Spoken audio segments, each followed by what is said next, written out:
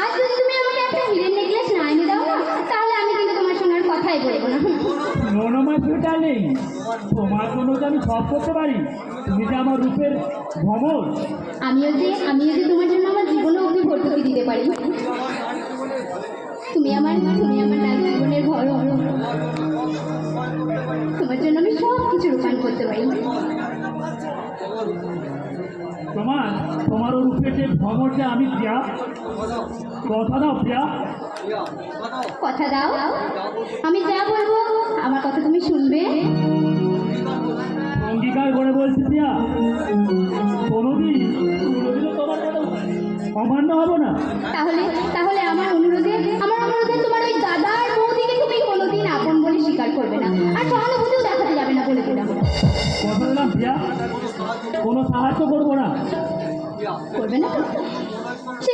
সেদিন জানো আমার বন্ধু মনের সঙ্গে আমি একটু হেসে কথা বলেছিলাম, আর তোমার ওই হেপি বৌদিটা আমাকে ইনসাল্ট করে গেল।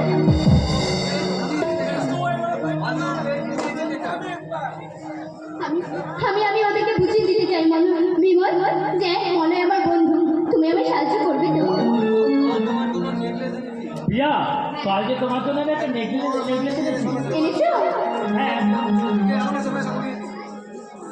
এসো প্রিয়া, নিজের হাতে তোমায় পরিয়ে দিই। Oh my God!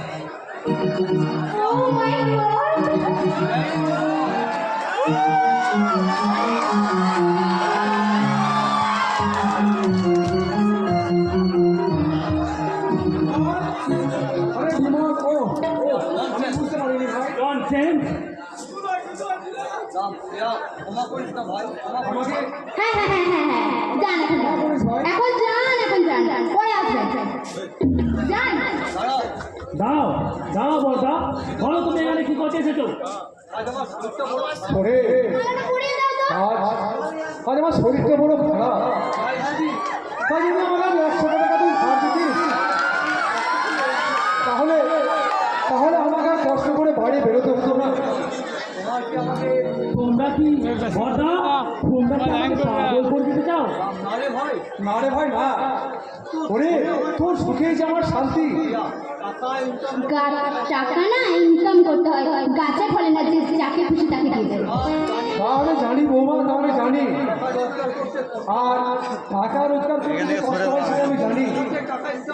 একদিন আমি 2000 টাকা রোজগার করেছিলাম বলে তুমি ওই বিলেত ফেরত ডাক্তারকে স্বামী রূপে পেয়েছো।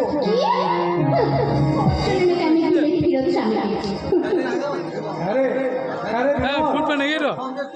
তোর সামনে তোর বরটাকে অপমান করলো, এতে তোর মনুষ্যকে বাদ করলো না। তুমি যাবে বলটা?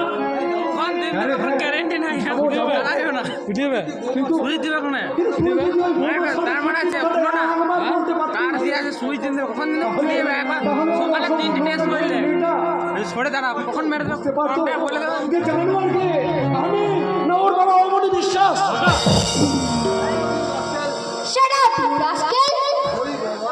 সরি বাবা, সরি।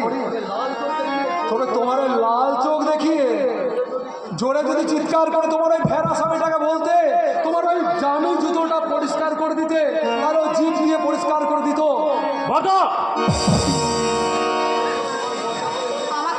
আমাকে না জানিয়ে তোমার বরটাকে অনেক সাহায্য করেছো, তার ফল আজকে বুঝতে পারছো তো? তোমার সাহস দেখে আমি বড় অবাক হয়ে যাচ্ছি। আমার বাড়িতে ঢুকে আমার সামনে আমার স্ত্রীকে অপমান করে কোন মুখে?